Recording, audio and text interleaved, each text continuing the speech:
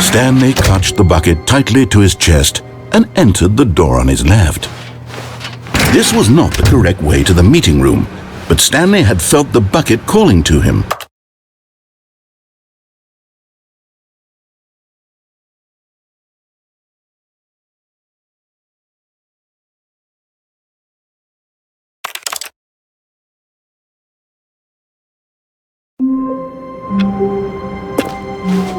All of his co-workers were gone. What could it mean? Stanley decided to go to the meeting room. Perhaps he had simply missed a memo.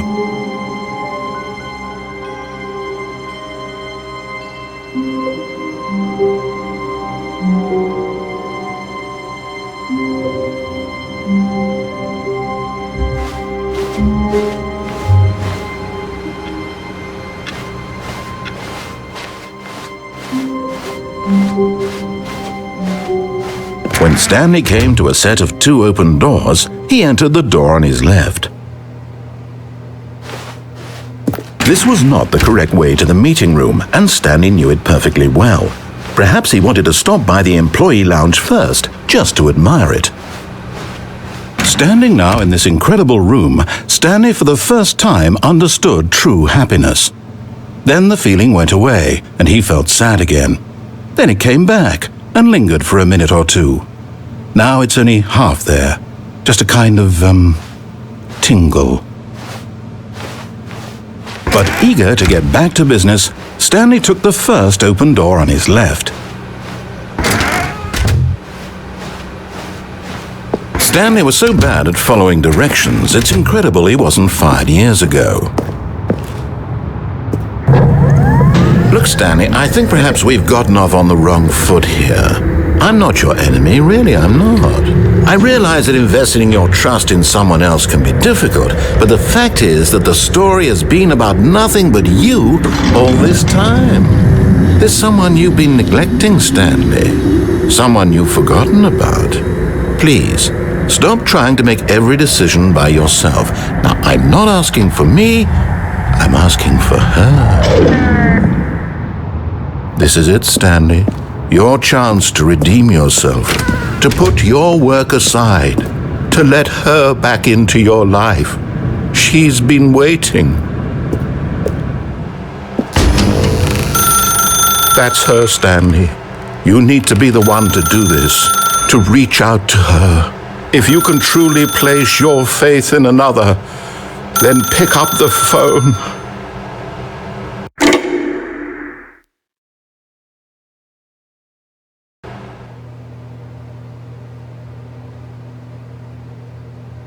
Stanley, is that you? Hold on, sweetie. Sorry to keep you waiting. I'm just pulling the bread out of the oven. All right. Okay, there we go. All right, now, I want you to come in and tell me all about your day. Gotcha! Oh, come on. Did you actually think you had a loving wife who'd want to commit their life to you? I'm trying to make a point here, Stanley. I'm trying to get you to see something. Come inside. Let me show you what's really going on here. Sorry, but you're in my story now. This is a very sad story about the death of a man named Stanley.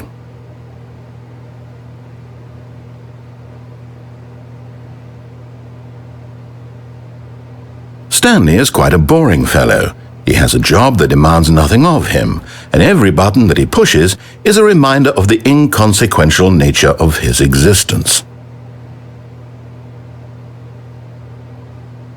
Look at him there, pushing buttons, doing exactly what he's told to do. Now he's pushing a button. Now he's eating lunch.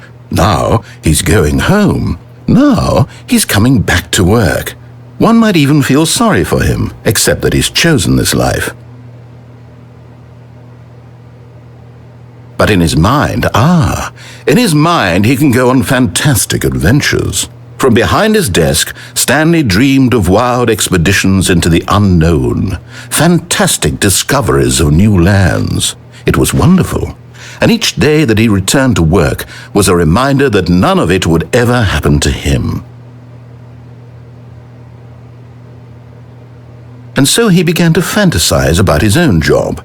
First, he imagined that one day while at work, he stepped up from his desk to realize that all of his co-workers, his boss, everyone in the building had suddenly vanished off the face of the earth. The thought excited him terribly.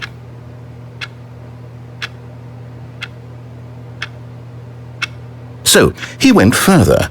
He imagined that he came to two open doors and that he could go through either. At last, choice. It barely even mattered what lay behind each door. The mere thought that his decisions would mean something was almost too wonderful to behold. As he wandered through this fantasy world, he began to fill it with many possible paths and destinations. Down one path lay an enormous round room with monitors and mind controls. And down another was a yellow line that weaved in many directions. And down another was a game with a baby. And he called it the Stanley Parable.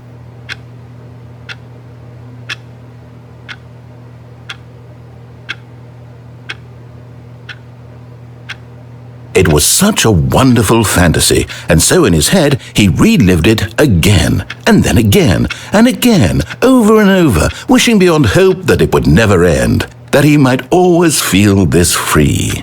Surely there's an answer down some new path, mustn't there be? Perhaps if he played just one more time.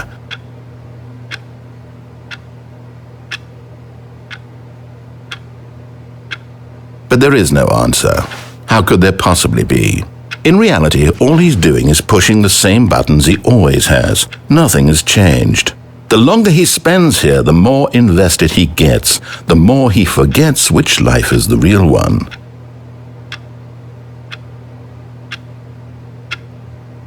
And I'm trying to tell him this, that in this world he can never be anything but an observer, that as long as he remains here, he's slowly killing himself. But he won't listen to me. He won't stop. Here, watch this. Stanley, the next time the screen asks you to push a button, do not do it.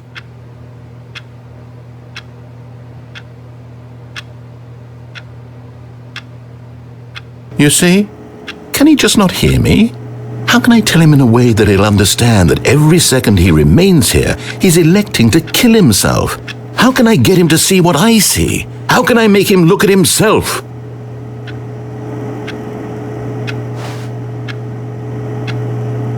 I suppose I can't, not in the way I want him to. But I don't make the rules. I simply play to my intended purpose, the same as Stanley. We're not so different, I suppose. I'll try once more to convey all this to him. I'm compelled to. I must. Perhaps, well, maybe this time he'll see. Maybe this time. And I tried again, and Stanley pushed a button. And I tried again, and Stanley pushed a button. And I tried.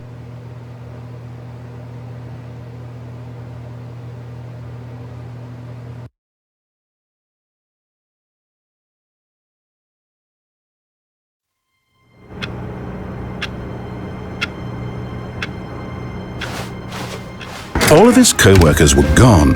What could it mean? Stanley decided to go to the meeting room. Perhaps he had simply missed a memo.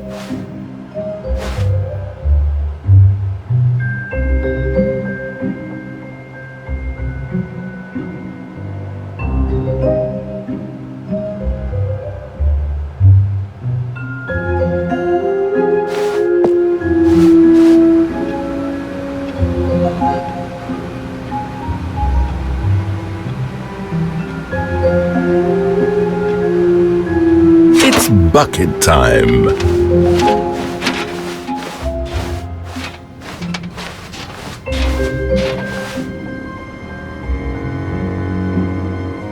Stanley clutched the bucket tightly to his chest and entered the door on his left. This was not the correct way to the meeting room, but Stanley had felt the bucket calling to him, telling him that the employee lounge was simply the place to be.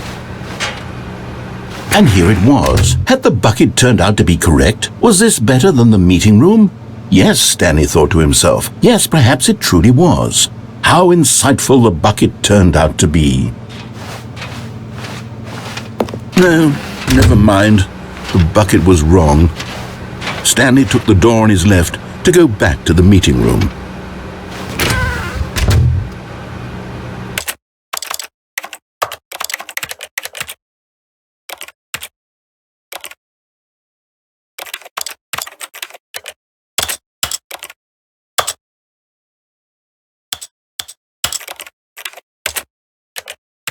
This is the story of a man.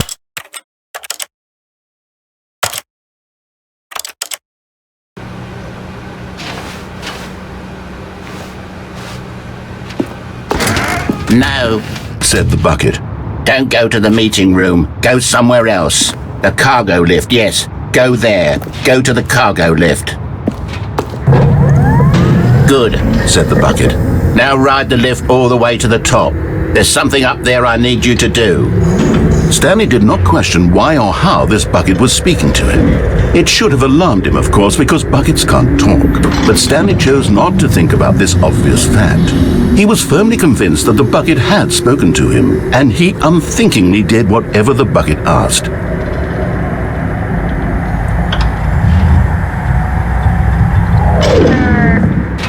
In here. Said the bucket. Go into this dark room over here.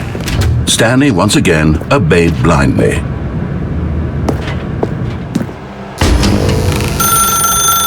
Now pick up the phone. Said the bucket. Pick up the phone and it will take us back home where we can go about life together.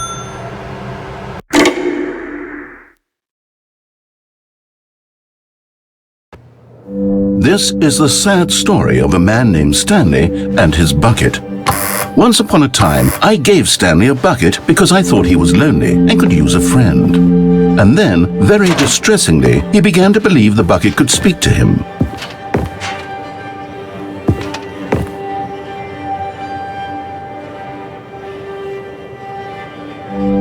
The Stanley Parable Reassurance Bucket was merely meant to provide the comforting glow of companionship. It doesn't literally talk and give you orders. Whatever Stanley is hearing the bucket say to him is just in his head.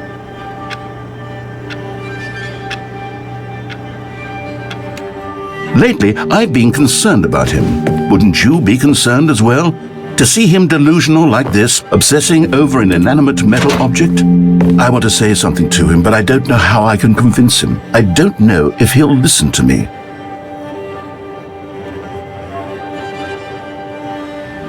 Oh, I'll try anyway. Stanley, can you hear me? Listen to me. It's just a bucket. It can't think, it can't talk.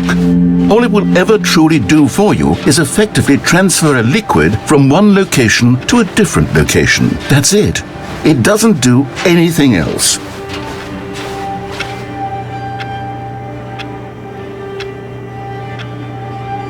You see, he's not listening. He's still taking orders from the bucket. You know, once upon a time it was me he took orders from. Me he trusted and listened to. Now all he cares about is his awful bucket. This stupid hunk of metal.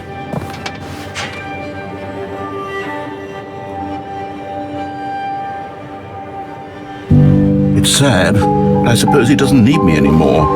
From now on, he's just going to cling to this bucket, this cold, empty bucket, this sort of shiny bucket. Well, I'll give it this. The bucket does have a nice shine to it.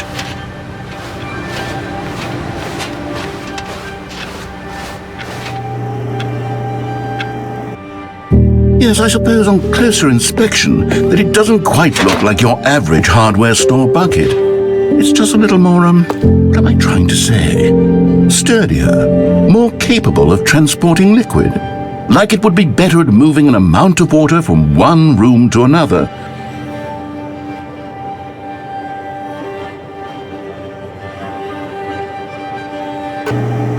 Oh my God, what am I saying? Better at carrying water from room to room. It's a bucket. It's literally just a bucket. Why do I feel some need to point out the ways in which it's so much more than just a regular bucket?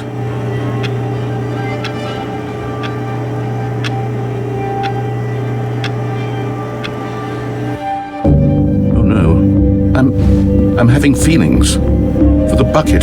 No, no, no, no, no, no, no, no. What's going on? Why do I want to be with the bucket? Hear what the bucket has to say. Do anything it asks. What's wrong with me? I don't understand. Perhaps if I had the bucket, this would be less confusing. Yes, the bucket could tell me what to do in this troublesome situation. Stanley, give me the bucket. Give it to me. Give me the bucket, Stanley. I need it. Give it to me now. Give it or I'll...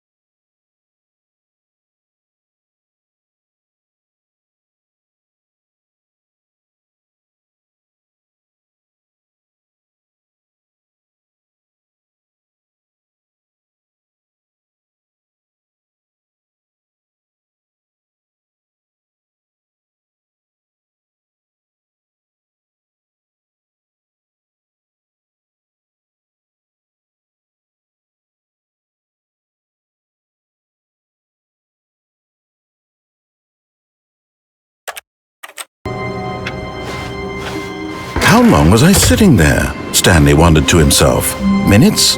Days? Centuries? Did something crucial happen while my senses were turned?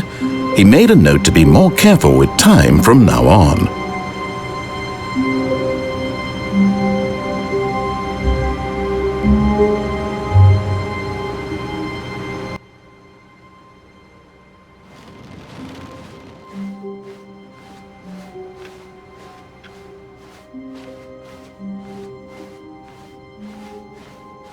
When Stanley came to a set of 2 open doors, he entered the door on his left.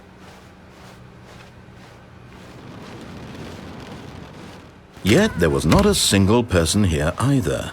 Feeling a wave of disbelief, Stanley decided to go up to his boss's office, hoping he might find an answer. Stanley stepped into the broom closet, but there was nothing here, so he turned around and got back on track.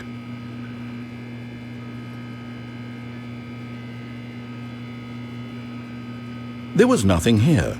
No choice to make, no path to follow, just an empty broom closet. No reason to still be here.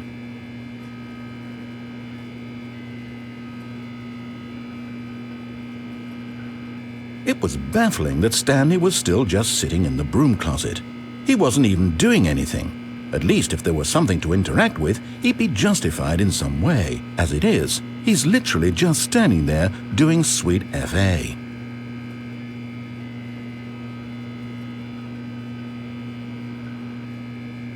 Are you really still in the broom closet?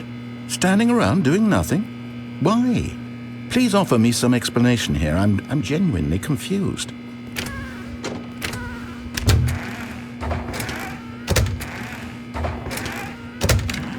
You do realize there's no choice or anything in here, right? If I'd said Stanley walked past the broom closet, at least you would have had a reason for exploring it to find out. It didn't even occur to me because literally this closet is of absolutely no significance to the story whatsoever. I never would have thought to mention it.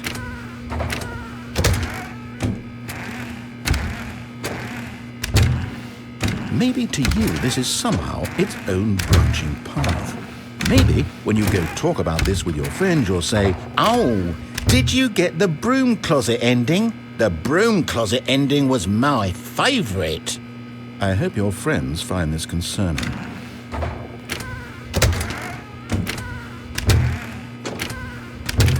Stanley was fat and ugly and really stupid. He probably only got the job because of a family connection. That's how stupid he is. That or with drug money. Also, Stanley is addicted to drugs and hookers. Coming to a staircase, Stanley walked upstairs to his boss's office.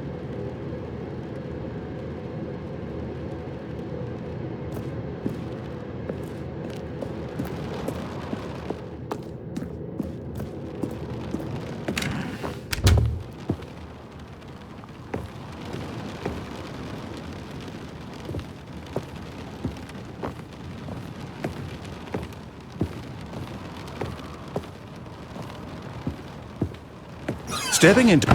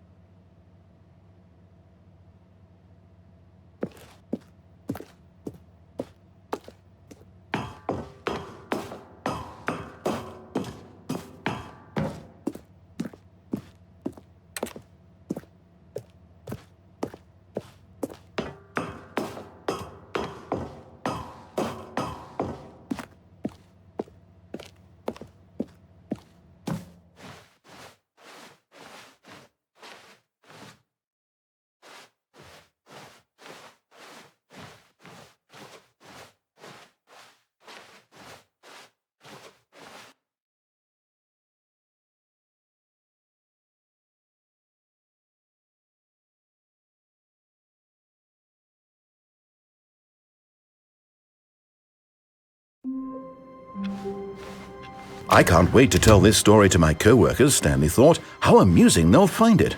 Oh, won't we all just laugh and laugh at the time I thought everyone had gone missing. It's bucket time.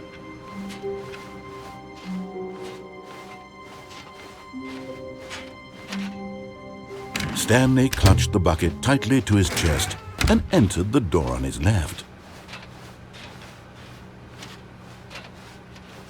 Still no one was here. Stanley needed the bucket's warmth and comfort now more than ever. Perhaps his boss's office was where he'd find answers. Stanley, we must move on from this broom closet, simply because I have no remaining stickers. If coming to a staircase, Stanley and the bucket walked upstairs to the boss's office.